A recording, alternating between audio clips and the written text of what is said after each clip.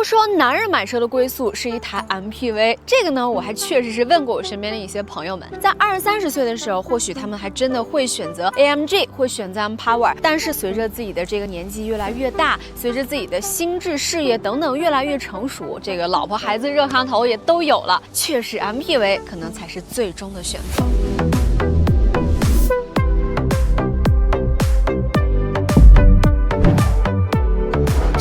30万的高山8呢，它是可以满足基本上你全家人的需求。它有2个很重要的特点，一个就是它是带 Hi4 的，有4驱，再有就是辅助驾驶。所以其实30万的价格，你能有这些方方面面的东西，包括现在市面上比较流行的，因为它现在车里边的冰箱、彩电、大沙发也全部都是有的。所以说综合咱们看下来，就会觉得性价比特别高。它的前脸呢是瀑布，然后后边尾部是有点竹子的那样的感觉，侧边是高山，所以融合起来，你就会有一种高山流水的气派之感。它的车长呢是接近5.3米了，轴距3.14米，里边的空间呢也是非常大的。一会儿带你去看一下。其实作为老人跟小朋友来说，它第2排的上车方式，给大家看一下啊，电动门它也是有的。你可以看到，就是打开它的这个地台确实是不高，而且呢，就是它的开口很大。你看，基本上就是我站这儿，你可以作为一个参考啊。我现在上来，你感受一下，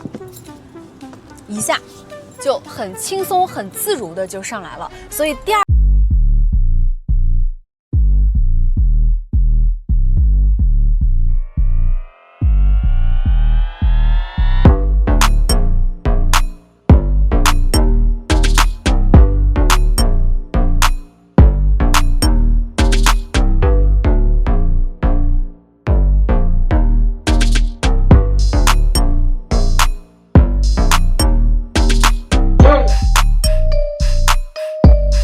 给你看一下，有一个小遗憾，我觉得可能在行驶的时候，它这个一键零重力就不能使用。这个其实现在市面上也有一些车，它是能够做到的，但是它可能是为了它这个零重力能够特别躺。我给你放到它就是最躺的模式，你可以感受一下。可能他们也考虑到有一些安全的问题，所以说大概就是这样。你看，我觉得中午在这睡觉真的挺舒服的。咱们放一个毯子在这儿，然后一边追剧，这样享受一下，是不是挺好的？它上面用到的也是这种比较偏麂皮的这样的感觉，所以你就会感受到它车里边的设计以及各种各样的材质，给到我们的感受就会觉得还是蛮奢侈的。底下呢，冰箱在这儿。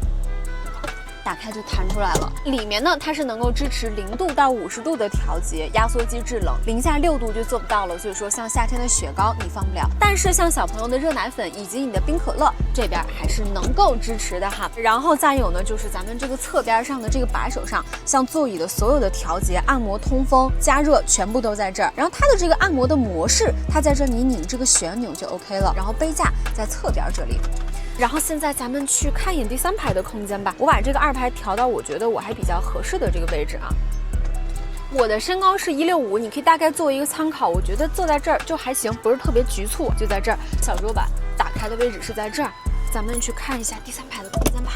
中间的过道也还可以，还不错，真的，尤其是腿部空间，我觉得很宽敞。而且你看你侧边它也是有帘的，所以说在这儿这个隐私性也是能够得到有一个好的保障。但有一个小遗憾，我想提一下，现在其实大家这个后边基本上很多其实都是带帘了。下级升级的时候，如果能装一个后边的帘，那就更好了。这样的话，你前排你甭管是你想看啥，你也不用担心就看什么东西有点尴尬，你懂的。还有就是侧边的门板上，你也是能够稍微调节它的这个位置。看我现在就是往后了，这样的话你可能第3排的空间就会更大了。然后我们现在把这个2排也是调到就是最靠后的角度，咱们去看一眼这个后备箱的空间吧。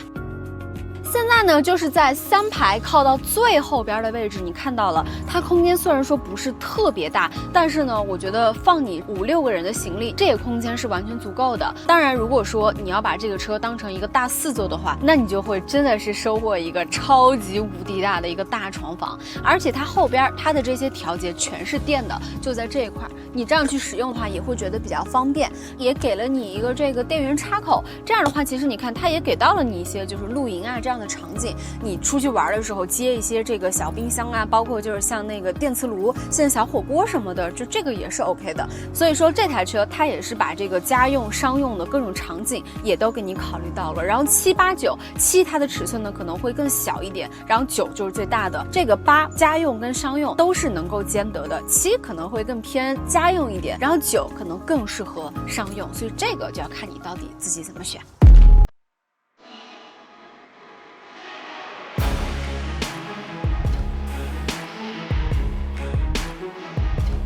内饰的设计我非常喜欢，上浅下深，它用了这种浅色的大面积的这种软皮的包覆，再加上一些深色的木纹的点缀，以及这种亮面镀铬的感觉，给到你的感受就会觉得还挺轻奢的，就跟外边也是比较搭配的。来说几个我比较喜欢的点，第一个就是这个车它是能够支持各种屏的互联，你前方呢是一个12.3的液晶仪表，还有 HUD， 再有就中间的这2块15.6的双联屏，后边呢是一个17寸多，就这几个屏全部都是能够支持互联的，包括你的 HUD 也能放电影。所以说其实有的时候像我想到的场景就是我会叫4、5个朋友，大家在车里边一起看电影，空间也比较私密嘛。另外就是车里边它的这个什么冰箱啊乱七八糟这些都有，然后你们在车里边第一个是不会像在影院的时候就会打扰到别人嘛，你们这么在车里面自己小范围的去聊一下天，喝点那种冷饮啊，在小桌板也有，上面再放点好吃的，我觉得这样的享受是很舒服的啊。这块屏里边它现在是能够支持到8295P 这样的芯片，丝滑程度以及饱和度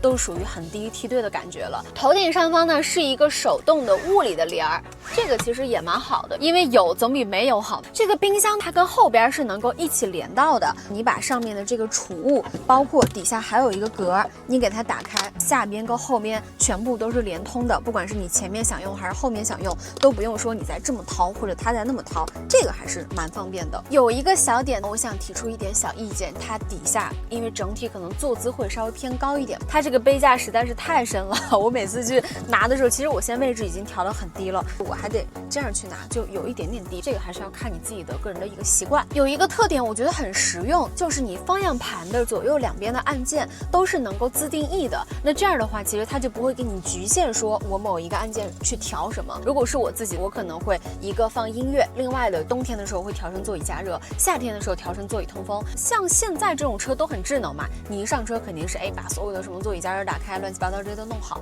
那这样的话你一按是不是就更方便了？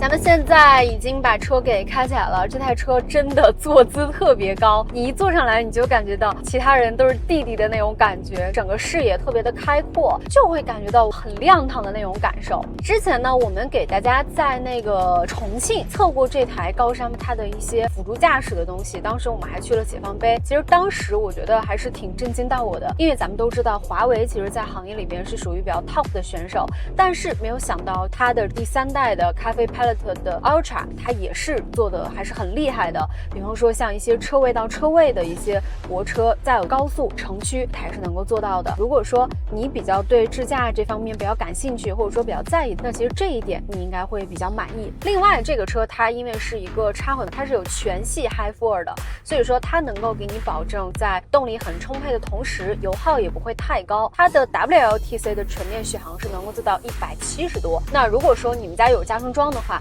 这个车你把它完全当成纯电车开也是完全没有毛病的。满油满电呢也是能够做到将近1000公里，动力也是一个它非常亮点的部分。这个车它是搭了一个 1.5T 的发动机，配各种电机给你组成了一套 High 4，那另外它也配了一个4档 DHT 的变速器。这台5米多的车它的0-100加速只要5秒多，这个数据其实做的还是挺好的，而且它的最大扭矩也能给你输出644牛米。很多人觉得说就是大的这种 MPV 可能你也不需要很快，或者说马力特别足够，因为你也不可能说你每天带着你自己的家人出去跑那种0-100加速，跑那种特别快的路，因为毕竟可能大部分的时候你们都需要一个比较安全比较舒适的这样的乘坐感受。但是呢你也会想到有的时候你自己或者说偶尔你想要一些速度与激情的时候，这个车它也是能够给到你的。所以说为啥刚开始开头的时候我说这个车它基本上就是全家人方方面面的其实都能够兼顾到大家每个人的一些需求的。驾驶感受的部分其实是我没有想到的，因为刚开始我没有开这个车的时候，